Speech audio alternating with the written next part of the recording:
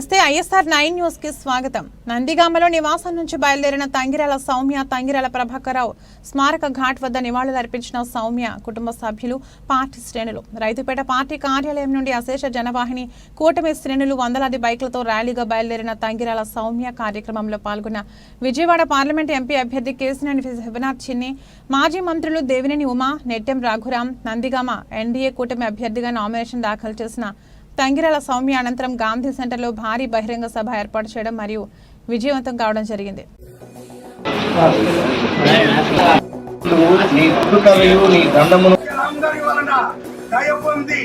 Cycle గుర్తుపై ఓటులు వేసి వారిని నియోజకవర్గ అధికార ప్రతినిధులుగా ఈ రాష్ట్రంలో తెలుగుదేశం పార్టీ అధికారంలోకి రావడానికి రాష్ట్రమంతటా దేవుడు తన ఆశీర్వాదములు దయచేయును గాక.